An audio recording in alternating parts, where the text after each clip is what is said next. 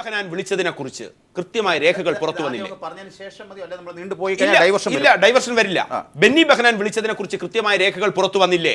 തമ്പാനൂർ രവി വിളിച്ച് സോളാർ കമ്മീഷനിൽ, താങ്കൾ പറഞ്ഞതുകൊണ്ടാണ് ഞാൻ പറയുന്നത്, 14 മണിക്കൂർ മുഖ്യമന്ത്രി സോളാർ കമ്മീഷനിൽ ഇരുന്നതിനെ കുറിച്ച് അഭിമാനത്തോടെ പറയുന്നു.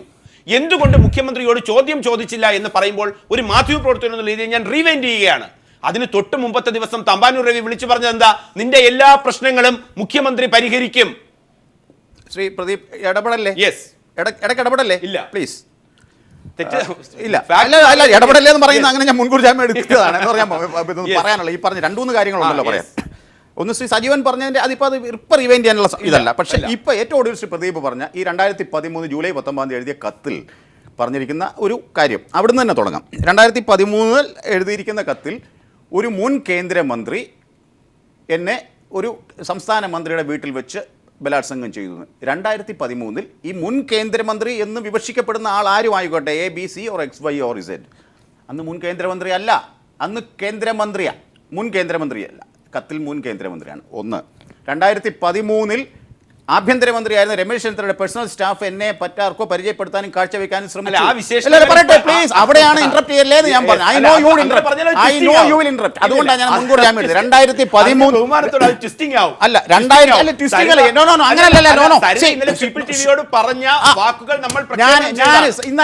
ഇന്നലെ സരിത പുറത്തു വിട്ടതല്ല, പുറത്തു വിട്ട സരിതയായി വന്ന കത്തിനെ കുറിച്ച് 2013 ആഭ്യന്തരമന്ത്രിയായിരുന്ന രമേശ് ചെന്നിത്തല പേഴ്സണൽ സ്റ്റാഫ് അങ്ങനെ ചെയ്തു, ഇങ്ങനെ ചെയ്തു. 2013 ബഹുമാനായ രമേശ് ചെന്നിത്തല, ബഹുമാനായ ആഭ്യന്തരമന്ത്രിയും കേന്ദ്രമന്ത്രിയും അത് കളയാൻ പറ്റില്ലല്ലോ. നമ്മുടെ സൗകര്യത്തിന് പറയുന്ന മൊഴിയും കത്ത് എന്നാ പിന്നെ ഇന്നലെ പീപ്പിൾ ടിവിയിൽ സരിത ലൈവ് വരുന്നു. ലൈവിലാണ് സരിത സംസാരിക്കുന്നത്. ഈ കത്ത്, അതായത് 2013 ജൂലൈ 19 എഴുതി എന്ന് പറഞ്ഞ് പുറത്തു വന്നിരിക്കുന്ന ഈ കത്ത് എന്റെ കൈപ്പടയിലുള്ളതാണ്. ഈ കത്തിലെ എല്ലാ വിവരങ്ങളും ഞാൻ 100% അംഗീകരിക്കുന്നു. ആ കത്തിൽ പറയുന്ന കാര്യങ്ങളാണ് രമേശ് ചെന്നിത്തല കേന്ദ്രമന്ത്രി ഇന്നലെ സരിത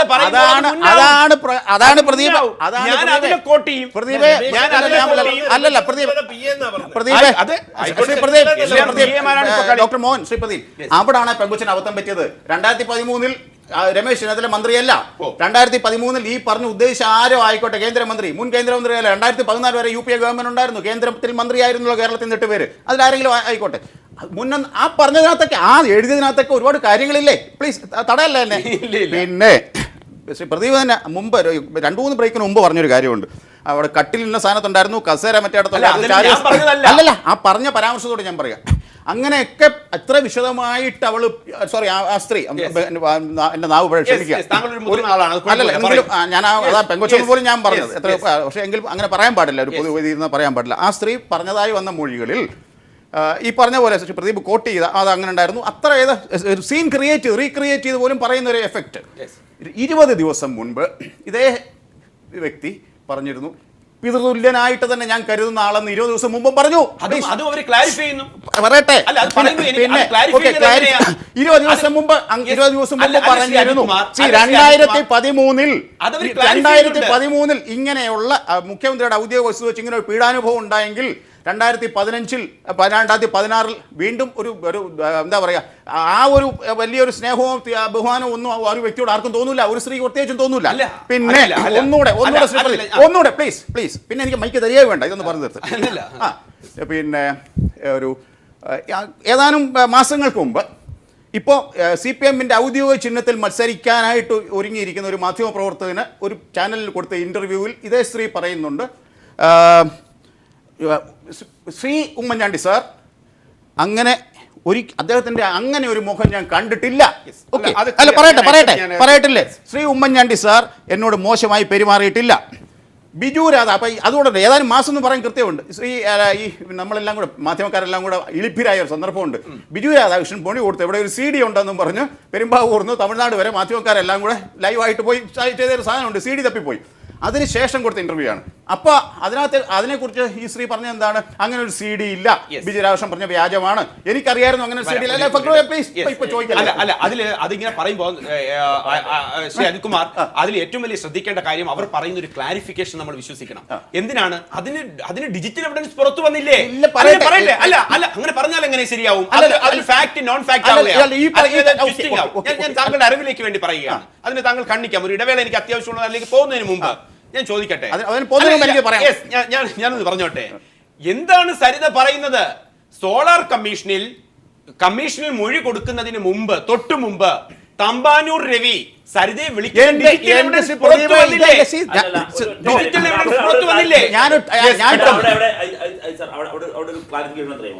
ഈ തമ്പാനൂർ രവി വിളിച്ച് എന്താ പറയുന്നേ? എല്ലാം മാറ്റി വെക്കാനാ, എല്ലാം അതേതാ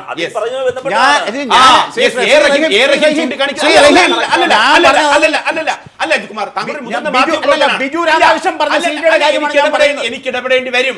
മുതിർന്ന മാധ്യമ പ്രവർത്തകനാണ്, റഹീം പറയുന്നത് എന്താണ്? തമ്പാനൂർ രവി അല്ലേ? തമ്പാനൂർ രവി സോളാർ, ഞാൻ പറയട്ടെ, വേണ്ടി പരക്കം പായുന്ന ദിവസം ഈ തമ്പാനൂർ രവി വിളിച്ച് സരിതയോട് പറയുന്നത് എല്ലാം സേഫ് ആണല്ലോ, എല്ലാം ശ്രദ്ധിക്കൂ. ആ ടെക്സ്റ്റ് വരെ നമ്മൾ കണ്ടതാണ്. റഹീം ചൂണ്ടിക്കാണിക്കും പോലെ എല്ലാം സേഫ് ആണോ, നിന്റെ അടുത്തും എത്താം, നീ മാറ്റിയിട്ടുണ്ടോ, ഞാൻ മാറ്റിയിട്ടുണ്ട്, സാർ ഒന്നും പേടിക്കണ്ട. അതിന്റെ അടുത്ത വെർഷൻ ഞാൻ പറയട്ടെ. തമ്പാനൂർ രവി സരിതയുടെ അമ്മയ്ക്ക് കൊടുത്ത വാക്ക്, ഒന്നും പേടിക്കണ്ട, എന്താണോ നിന്റെ സാമ്പത്തിക ഇടപാടുകൾ അത് ഞങ്ങൾക്ക് തീർത്തു തരാം.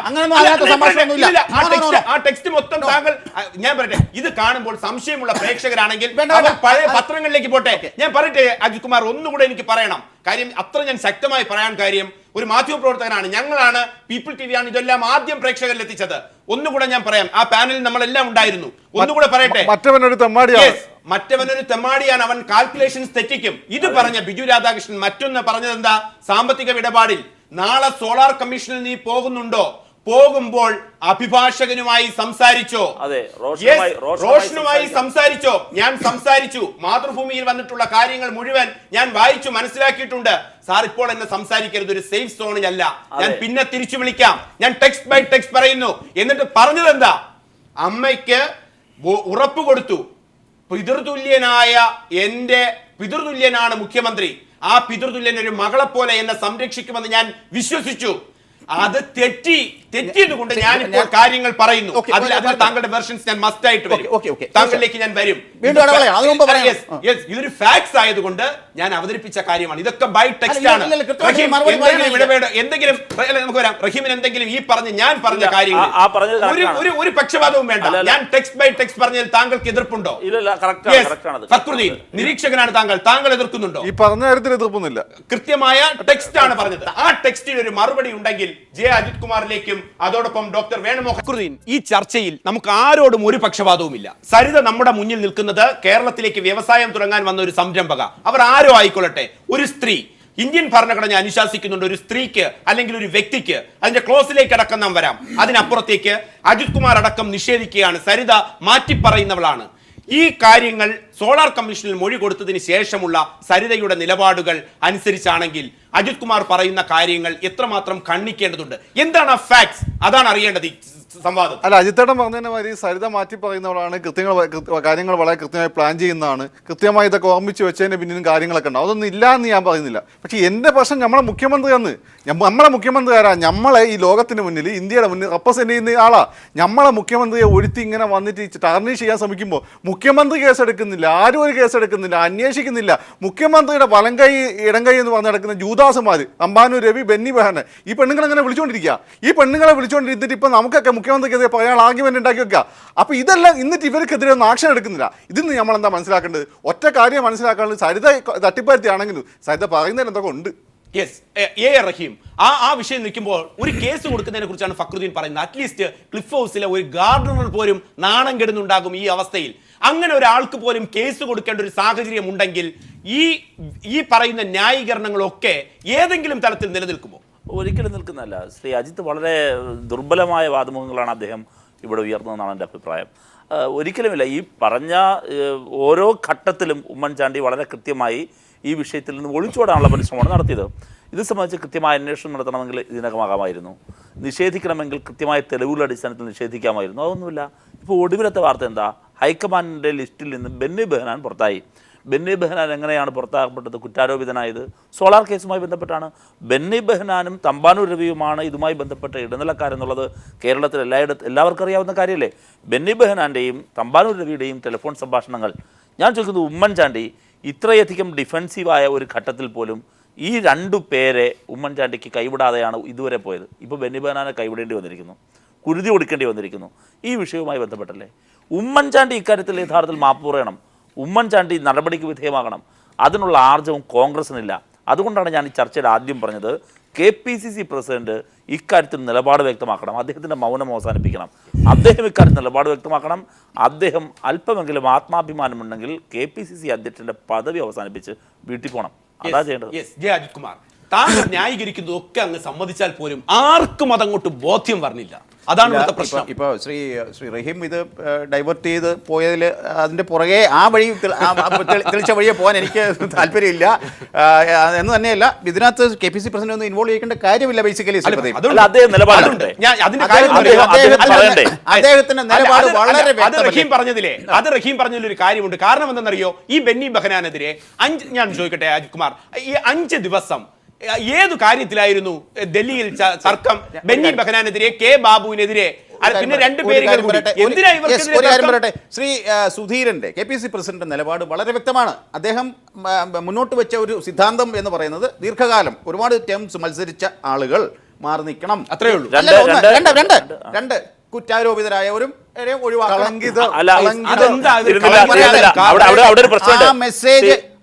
ഒറ്റ ചോദ്യം ഞാനൊന്ന് ഇടപെട്ടോട്ടെ. അഴിമതിയാണല്ലോ ഉന്നയിച്ച പ്രശ്നം. ഇവിടെ ഈ ലൈംഗിക ചുവയുള്ള പ്രശ്നങ്ങൾ മാറ്റിവെക്കി. സരിതയുടെ കത്തിൽ അഴിമതി പറയുന്നുണ്ട്. 2.16 കോടി രൂപ ഉമ്മൻചാണ്ടിക്ക് പലതവണയായി ഞാൻ കൊടുത്തു. ബിനാമി പേരിൽ ഉമ്മൻചാണ്ടി വിവിധ വസ്തുക്കൾ വാങ്ങിച്ചു. എന്താ അതിലേക്ക് മറ്റു പറയുന്ന പറയൂ. അല്ല, ഈ ഇതില് പിന്നെ കുറ്റാരോപിതരും സ്ഥിരമായിട്ട് ആരോപണം പിന്നെ മത്സരിക്കുന്നവരാ. ഈ പറയുന്ന ബെന്നി ബെഹനാൻ ഞാൻ മനസ്സിലാക്കിയെടുത്തോളം ഒരിക്കൽ പിറവത്ത് മത്സരിച്ചു, പിന്നെ ഇവിടെ മത്സരിച്ചു എന്നല്ലാണ്ട് ഒരുപാട് തവണ മത്സരിച്ചിട്ടില്ല, ജയിച്ചിട്ടില്ല. പിന്നെ രണ്ടാമത്തെ കാര്യം, ഈ പറയുന്ന കുറ്റാരോപിതനും കളങ്കിതനായി ഇങ്ങനെ മന്ത്രിയല്ലല്ലോ. അപ്പം പിന്നെ എന്തുകൊണ്ടാണ് ഇങ്ങനെയും കൂടി നമ്മളെ സുധീര സഖാവ് ആ കൂട്ടത്തിൽ കൂട്ടിയത്? ഇതിനകത്ത് KPCC പ്രസിഡന്റ് മുന്നോട്ട് വെച്ച ആ ഒരു സിദ്ധാന്തം അതെല്ലാവർക്കും മനസ്സിലാകുന്നുണ്ട്. അപ്പോ അതിന് മറുപടി, അതിന് ക്ലാരിഫിക്കേഷൻ മുഖ്യമന്ത്രി തന്നെ പറഞ്ഞു. ദീർഘകാലം മത്സരിച്ചവരുടെ കൂട്ടത്തിലാണ് 46 വർഷം. ഞാൻ പറയട്ടെ, ലീഗൽ ഒരു ആക്ഷൻ ഉണ്ടാവണം, അല്ലെങ്കിൽ ധാർമ്മികമായ ഒരു ആക്ഷൻ ഉണ്ടാകണം, അല്ലെങ്കിൽ ഒരു പൊളിറ്റിക്കൽ ആക്ഷൻ ഉണ്ടാകണം. ഇതിലെന്താണ് താങ്കളുടെ നിലപാട്? ഇതിനകത്ത് ഇപ്പൊ ശ്രീ ബെന്നി ബെഹനാനെ മാറ്റി തൃക്കാക്കര മത്സരിപ്പിക്കാൻ നിർദ്ദേശിക്കപ്പെട്ടിരിക്കുന്ന സ്ഥാനാർത്ഥി ശ്രീ PT തോമസ് ആണ്. ശ്രീ PT തോമസിനെ കഴിഞ്ഞ തവണ ഒരുപക്ഷെ എനിക്കൊന്ന് പാർട്ടി വേണ്ട രീതിയിൽ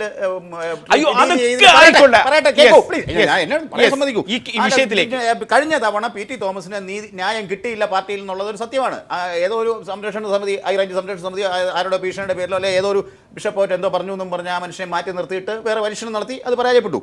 അപ്പം PT തോമസിനെ അക്കോമഡേറ്റ് ചെയ്യാം, എവിടെ വേണേ ആകാം, പക്ഷേ അത് തൃക്കാക്കരനാകണമെന്നില്ല. ഞാൻ പറഞ്ഞു വരുന്നത് അതാണ്. Please allow me.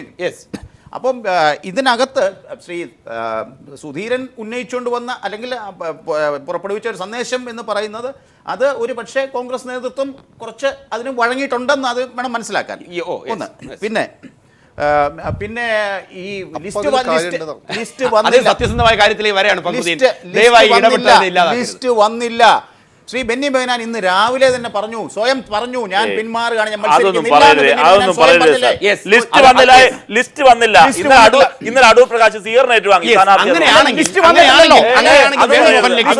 വേണുമോഹനിലേക്കും കൂടി കോൺഗ്രസ് ലിസ്റ്റ് വന്നിട്ടില്ല.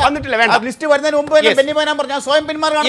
ഏറ്റവും വലിയ ത്യാഗം ബെന്നി ബെഹനാന്റെ. അല്ല, അത് ഞാൻ ചോദിക്കട്ടെ, ബെന്നി ബെഹനാൻ ഇരയാക്കപ്പെടായിരുന്നു. ഞാൻ ഒരൊറ്റ കാര്യം ചോദിക്കട്ടെ, ഇതിനകത്ത് യഥാർത്ഥ കുറ്റവാളി ബെന്നി ബെഹനാൻ അല്ല, തമ്പാനൂർ രവി അല്ല.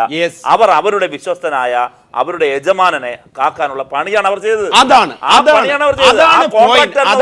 കാര്യം. അതിൽ ഉമ്മൻചാണ്ടി ഇവിടെ നിൽക്കല്ലേ?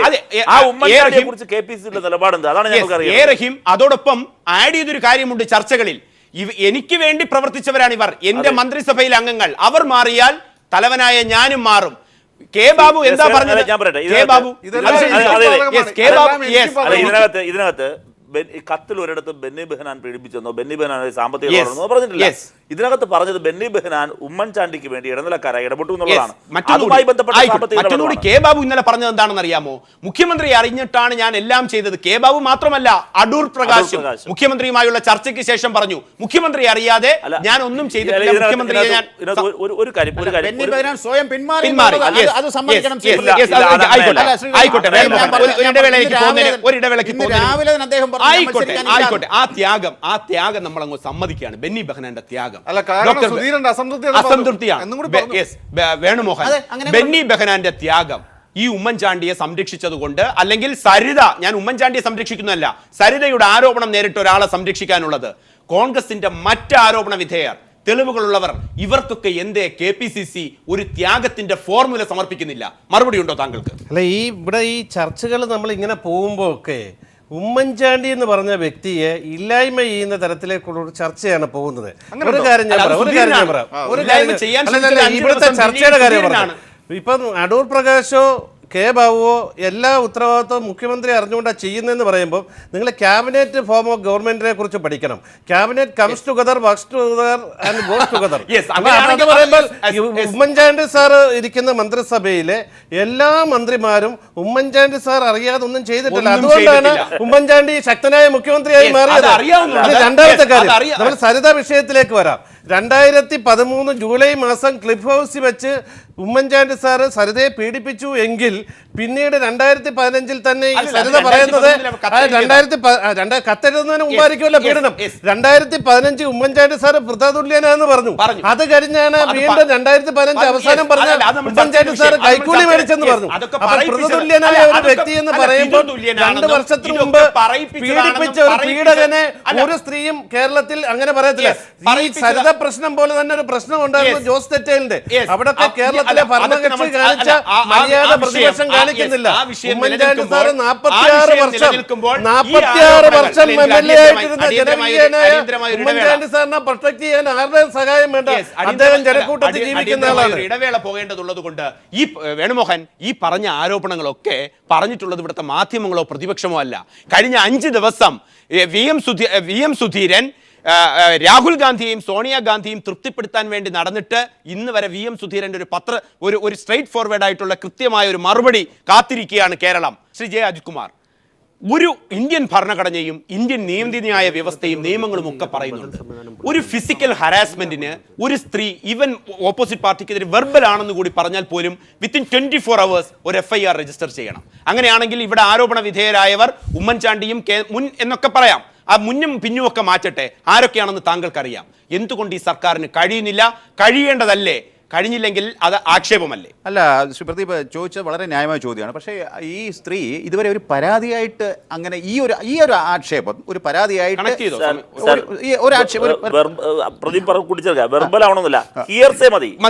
ഒരാൾ പോയി പറഞ്ഞാൽ മതി.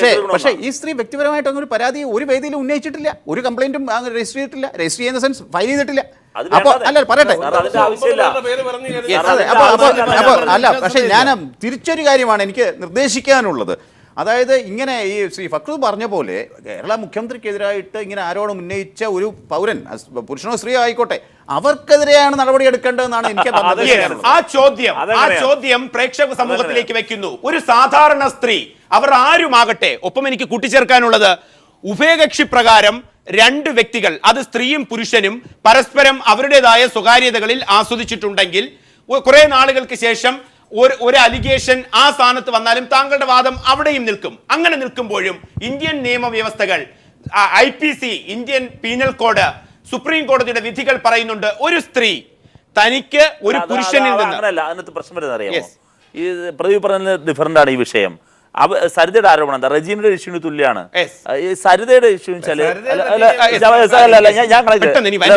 വേറൊരു കോണ്ടസ്റ്റ് ആണ് റെജീന. ഞാൻ സരിതയിലേക്ക് തന്നെ വരാം. ഞാനിലേക്ക് പോകുന്നില്ല. സരിതയുടെ ഇഷ്യൂ എന്താ? ഒരു കാര്യത്തിന് വേണ്ടി ഞാൻ വഴങ്ങി കൊടുക്കേണ്ടി വന്നു. പ്രലോഭിപ്പിക്കപ്പെട്ടു. അതൊരു ഇഷ്യൂ ആണത്. ആ മേജർ ഇഷ്യൂ അത് ക്രൈമാണ്. ഏറ്റവും ഒടുവിൽ നമ്മൾ അമെൻഡ് ചെയ്ത നിയമങ്ങളിൽ പോലും വളരെ കൃത്യമായി ആ നിയമം സുപ്രീം കോടതി നിർദ്ദേശിക്കുകയും ചെയ്തു.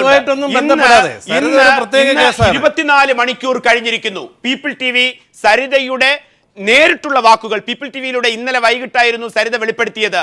ക്ലിഫ് ഹൗസിൽ എന്തൊക്കെ നാടകങ്ങൾ നടന്നു. ഒരു സ്ത്രീ, ഒരു പൗര, കോമൺ സിറ്റിസൺ ഒരു മാധ്യമത്തിന് മുന്നിൽ നിന്ന് പബ്ലിക്കായി പറയുന്നു എന്റെ ശാരീരികമായി ചൂഷണം ചെയ്യപ്പെട്ടു. ആ ആരോപണം തെറ്റാകട്ടെ ശരിയാകട്ടെ, പക്ഷെ തെറ്റായാലും ശരിയായാലും അത് അന്വേഷിക്കാനുള്ള ഒരു ബാധ്യത ഭരണകൂടത്തിനുണ്ടെങ്കിൽ, റഹീം ആ നിലപാടല്ലേ ഭരണകൂടത്തിനുണ്ടെങ്കിൽ അത് നടപ്പാക്കാൻ ഭരണകൂടത്തിന് ബാധ്യതയുമുണ്ട്. അല്ല, ഇവിടെ പ്രശ്നം എന്നറിയാമോ? അഴിമതിയുമായി ബന്ധപ്പെട്ട ആരോപണങ്ങൾ ഇത് സംബന്ധിച്ച് ഉയർന്നിട്ടുണ്ട്. ഈ പറഞ്ഞ വിഷയങ്ങളിലൊക്കെ തന്നെ പൊളിറ്റിക്കൽ അല്ല ഇത്. ഗവൺമെന്റ് എന്നത് സത്യവാചകം ചൊല്ലി അധികാരമേറ്റെടുത്താണ്. സത്യപ്രതിജ്ഞാ ലംഘനം നടത്താൻ പാടില്ല. ഈ ജനങ്ങളുടെ റെസ്പോൺസിബിലിറ്റിയാണ്. നിയമത്തെ പരിപാലിക്കേണ്ട ബാധ്യതയുണ്ട്. നിലനിൽക്കുന്ന നിയമപ്രകാരം കേസ് രജിസ്റ്റർ ചെയ്യേണ്ടതാണ്. അതോടൊപ്പം എനിക്ക് സമയം തെരഞ്ഞെടുപ്പ് അത്തരം കാര്യങ്ങൾ തന്നെയാണ് അതിൽ ഏറ്റവും വലിയ